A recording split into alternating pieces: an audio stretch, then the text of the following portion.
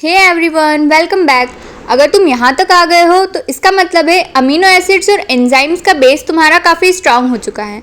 और believe me, अब जो टॉपिक स्टार्ट होने वाला है ये सिर्फ बायोकेमिस्ट्री का ही नहीं, पूरी लाइफ साइंस की बैकबोन है। आज हम बात करेंगे protein structure and protein folding की।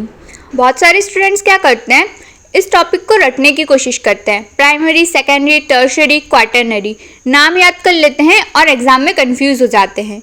लेकिन आज हम इसको एक स्टोरी की तरह समझेंगे। अगर स्टोरी समझ आ गई तो ये टॉपिक दोबारा कभी रिवाइज भी नहीं करना पड़ेगा। सबसे पहले एक सिंपल सा क्वेश्चन, प्रोटीन होता क्या है? हम पहले ही पढ़ चुके हैं, प्रोटीन अमीनो एसिड्स की चेन है। लेकिन एक इंटरेस्टिंग बात बताओ, अगर मैं तुम्हें 100 अमीनो एसिड्स की एक चेन दे दूँ, क्या वो ऑटोमेटिकली एंजाइम बन जाएगी? नहीं। क्या वो ऑटोमेटिकली हार्मोन बन जाएगी? बिल्कुल नहीं। क्या वो ऑटोमेटिकली एंटीबॉडी बन जाएगी? अरे बिल्कुल नहीं। तो फिर डिफरेंस कहाँ आता है? डिफरेंस आता है शेप में। प्रोटीन की रियल आइडेंटिटी उसके अमीनो एसिड से कम और उसके 3D शेप से ज़्यादा डिसाइड होती है। एक लाइन याद रखना, sequence decides structure, structure decides function. ये सेंटेंस CSR का फेवरेट कंसेप्ट है। अगर सीक्वेंस चेंज हुआ तो स्ट्रक्चर बदलेगा, स्ट्रक्चर बदला फंक्शन चेंज होगा, फंक्शन चेंज हुआ डिसीज आ सकती है।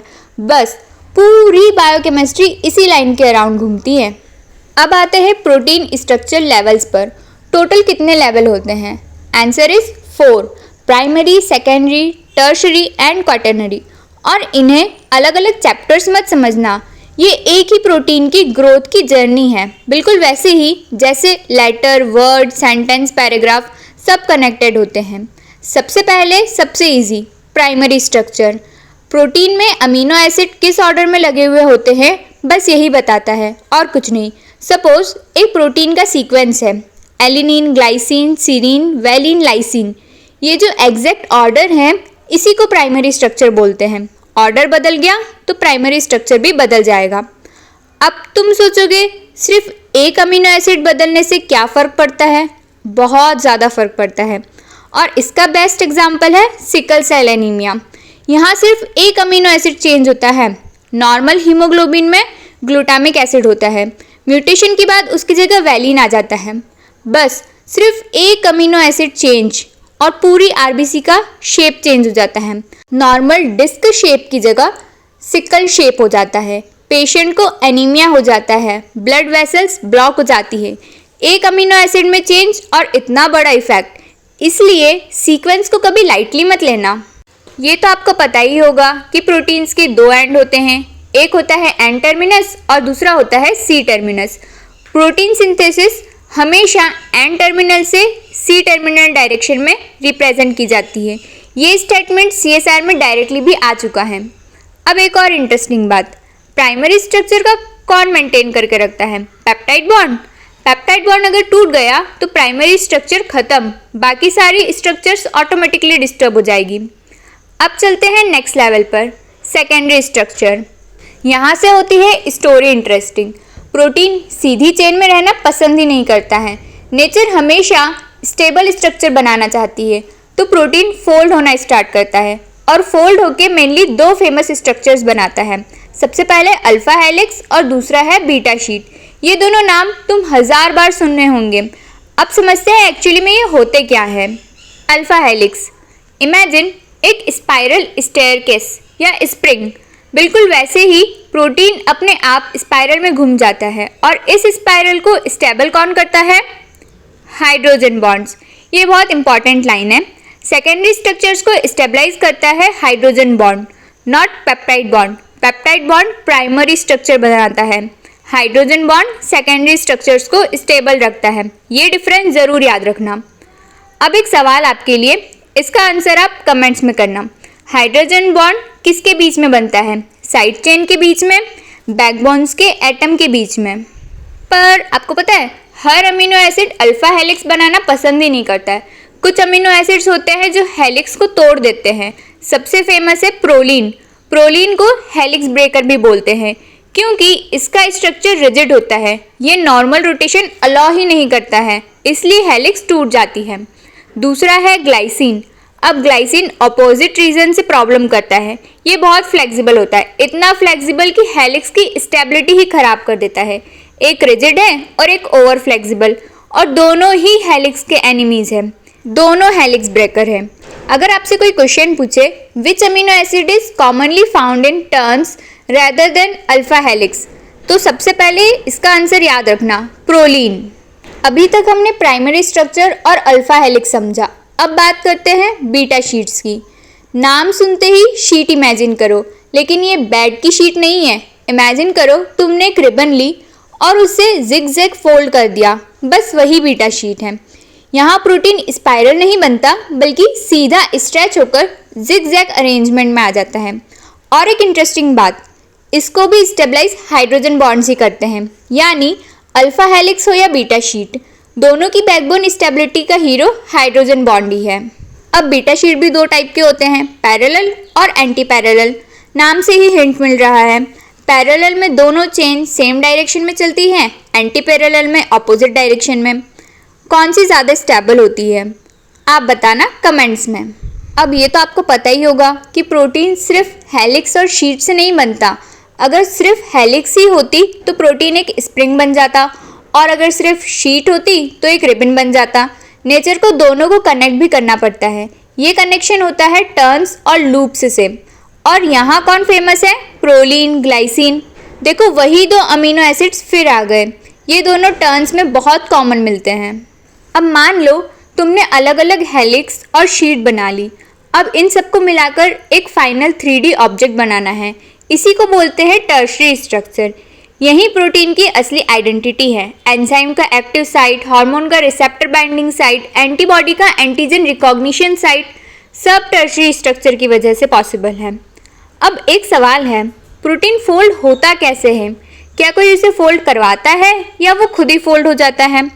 तो मोस्टली प्रोटीन्स अपनी अमीनो एसिड सीक्वेंस की इंफॉर्मेशन की वजह से सेल्फ फोल्ड करते हैं, लेकिन सेल के अंदर इन्वायरमेंट बहुत क्राउडेड होता है। अगर प्रोटीन गलत फोल्ड हो गया तो दूसरे प्रोटीन से चिपक सकता है। इसी प्रॉब्लम को सॉल्व करने के लिए आते हैं चैपेरॉन्स। इनके बारे में थोड़ी देर बाद डिटेल में बात करेंगे। अब ये तो आपको पता है कि प्राइमरी स्ट्रक्चर को पेप्टाइड बॉन्ड, सेकेंडरी को हाइड्रोजन बॉन्ड स्टेबल बनाते हैं, लेकिन टर्शरी को कौन स्टेबल रखता है? एक नहीं, इसके लिए बहुत सारे इंट्रैक्शंस हैं। सबसे पहला है हाइड्रोफोबिक इंट्रैक्शन, और यही सबसे ज़्यादा इम्पॉर्टेंट भी है। थोड़ा सा इमेजिन करो, प्रोटीन वाटर के अंदर है। हाइड्रोफोबिक अमीनो एसिड को पानी पसंद नहीं, तो वो भागकर अंदर चले जाते हैं, और हाइड्रोफिलिक अमीनो एसिड बाहर आ जाते हैं। प्रोटीन ऑटोमेटिकली फोल्ड हो जाता है। इसी को हाइड्रोफोबिक इफेक्ट भी बोलते हैं। ये प्रोटीन फोल्डिंग का सबसे बड़ा ड्राइविंग फोर्स है। दूसरा इंट्रैक्शन आता है हमारे पास हाइड्रोजन बॉन्ड। ये साइड चेन के बीच में बन सकता है। तीसरा आयनिक इंट्रैक्शन, जो कि पॉजिटिव और नेगेटिव चार्ज अमीनो एसिड एक दूसरे से अट्रैक्ट होते हैं तब बनता है, जैसे लाइसीन और एस्पार्टेट। और सबसे फेमस डाइसल्फाइड बॉन्ड, ये बनता है दो सिस्टीन अमीनो एसिड्स के बीच में। ये bond specially extra cellular proteins में बहुत कॉमन होते हैं, क्योंकि बाहर का इन्वायरमेंट ऑक्सीडाइजिंग होता है। For example blood proteins, antibodies, insulin, सब में डाइसल्फाइड बॉन्ड्स इंपॉर्टेंट होते हैं। अगर एग्जाम में पूछे strongest interaction stabilizing tertiary structure और ऑप्शंस में डाइसल्फाइड बॉन्ड है, तो जनरली वही आंसर होता है। लेकिन अगर पूछे major driving force of protein folding, तो आंसर होगा हाइड्रोफोबिक इफेक्ट। वेरी गुड, ये दोनों में बिल्कुल भी कंफ्यूज मत होना। अब एक और इंटरेस्टिंग कॉन्सेप्ट, प्रोटीन हमेशा एक ही फंक्शनल यूनिट नहीं होता। कभी कभी एक ही प्रोटीन में मल्टीपल इंडिपेंडेंट फोल्डिंग यूनिट्स होते हैं। इन्हें बोलते हैं डोमेन्स। हर डोमेन का अपना अलग फंक्शन होता है। एक डीएनए बाइंड करता है, एक एटीपी बाइंड करता है, एक प्रोटीन से बाइंड करता है। इसी वजह से बड़े प्रोटीन्स मल्टीटास्किंग कर पाते हैं। डोमेन्स और मोटिफ्स में क्या डिफरेंस है? बहुत स्टूडेंट्स कंफ्यूज हो जाते हैं। इसका एक सिंपल सा रूल है, मोटिफ छोटा रिपीटेड स्ट्रक्चरल पैटर्न होता है और डोमेन इंडिपेंडेंट फंक्शनल यूनिट। हर मोटिफ डोमेन नहीं होता, लेकिन एक डोमेन के अंदर मोटिफ्स हो सकते हैं। बस इतना सफिशिएंट है सीएसआईआर के लिए। अब मान लो एक की जगह 2, 3 या 4 प्रोटीन मिलकर एक फंक्शनल कॉम्प्लेक्स बना रहे हैं। यही होता है क्वाटर्नरी स्ट्रक्चर। यानी मल्टीपल पॉलीपेप्टाइड चेन्स एक सिंगल फंक्शनल प्रोटीन में कन्वर्ट हो जाती है, जिसका सबसे फेमस एग्जाम्पल है हीमोग्लोबिन। हीमोग्लोबिन एक चेन नहीं, इसमें टोटल 4 सब यूनिट्स होती है, 2 अल्फा की और 2 बीटा की, और ये मिलकर ऑक्सीजन ट्रांसपोर्ट करता है। इसके ऑपोजिट है मायोग्लोबिन, जिसमें सिर्फ एक चेन है, कोई क्वाटरनरी स्ट्रक्चर नहीं है। ये कंपैरिजन भी एग्जाम में बहुत ज़्यादा इंपॉर्टेंट है। हीमोग्लोबिन क्वाटरनरी है और मायोग्लोबिन सिर्फ टर्शरी। और इसी हीमोग्लोबिन की वजह से एक और कॉन्सेप्ट आता है कॉपरेटिविटी। एक ऑक्सीजन बाइंड हुई तो दूसरी ऑक्सीजन आसानी से बाइंड हो जाएगी।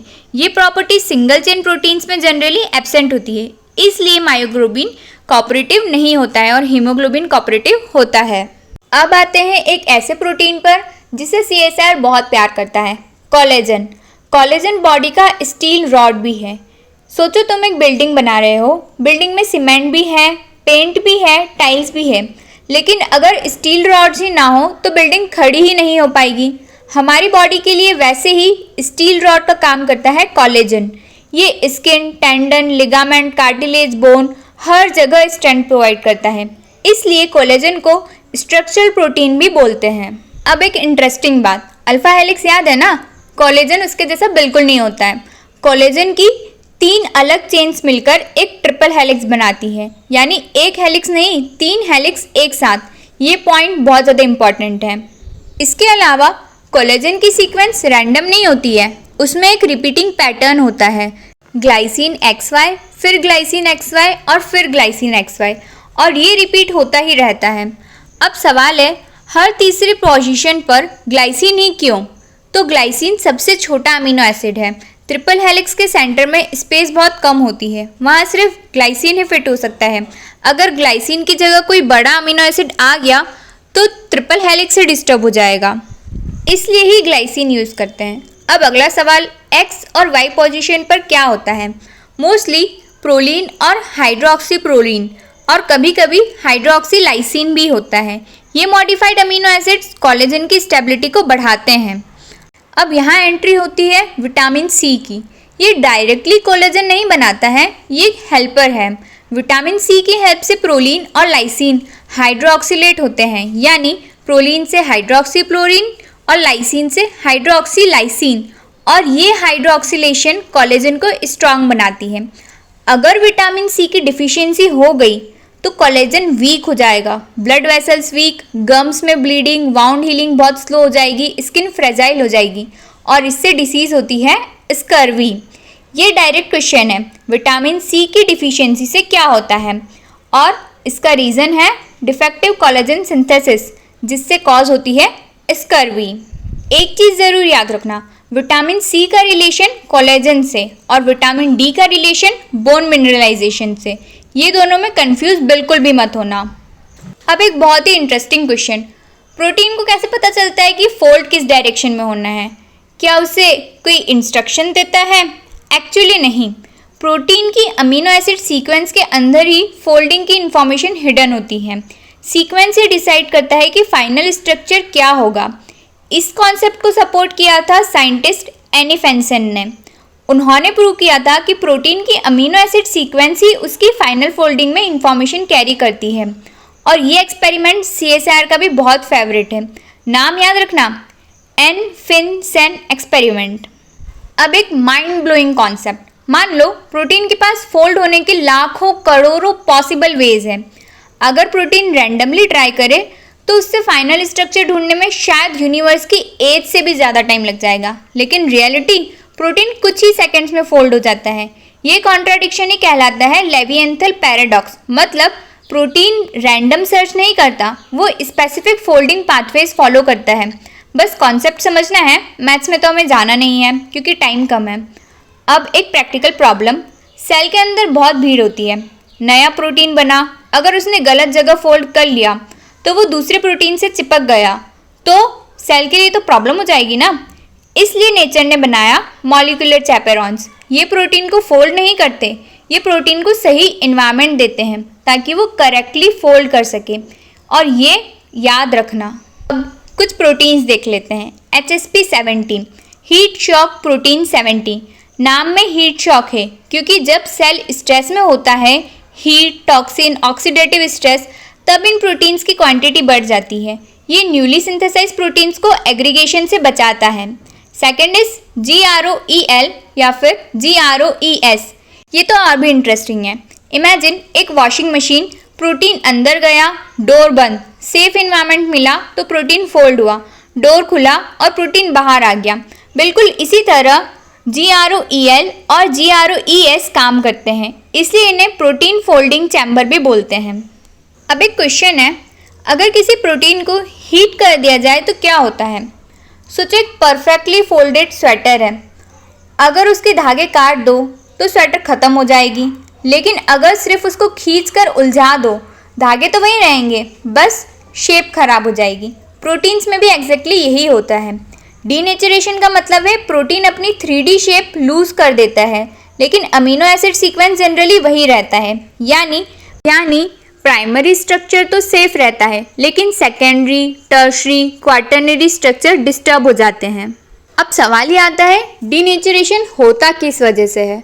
इसके बहुत सारे रीजंस हो सकते हैं। High temperature, extreme pH, urea, guanidine chloride, organic solvent, heavy metals, detergent जैसे कि SDS, इन सब का फाइनल रिजल्ट एक ही होता है, प्रोटीन अनफोल्ड हो जाता है और अपना फंक्शन लूज कर देता है। इसलिए एंजाइम को अगर 100 डिग्री सेल्सियस पर गर्म कर दोगे तो एक्टिव साइट ही खराब हो जाएगी, प्रोटीन रहेगा लेकिन काम ही नहीं करेगा। अब आप लोगों को एक सवाल आया होगा, क्या अनफोल्डेड प्रोटीन दोबारा फोल्ड हो सकता है?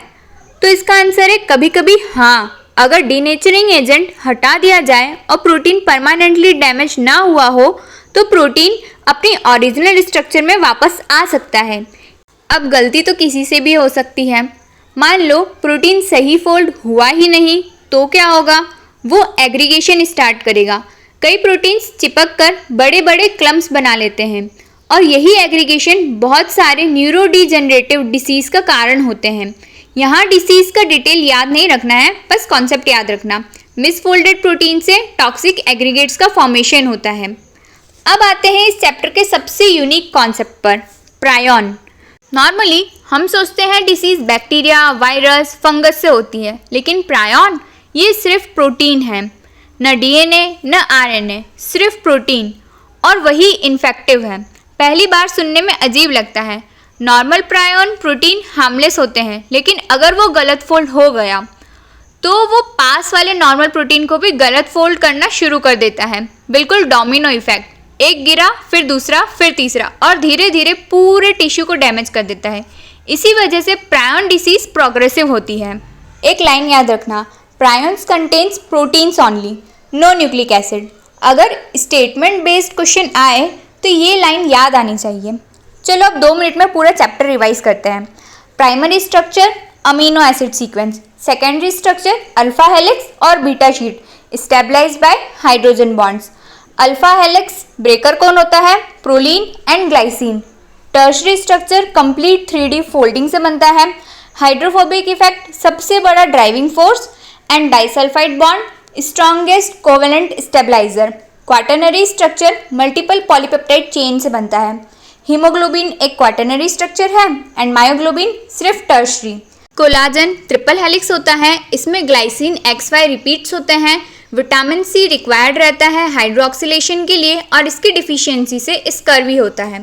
प्रोटीन फोल्डिंग में हेल्प करते हैं चैपेरॉन्स।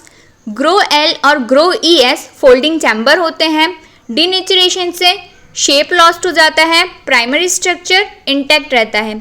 प्रायॉन्स जो रहते हैं वो सिर्फ प्रोटीन्स होते हैं, इसमें कोई भी DNA या RNA नहीं होता है।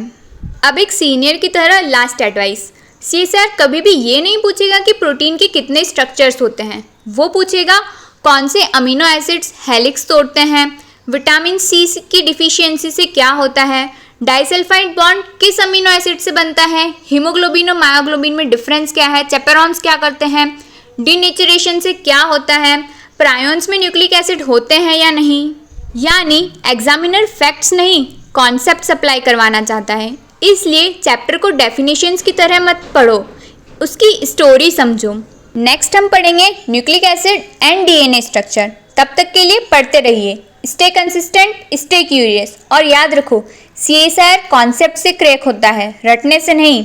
Thank you so much for watching.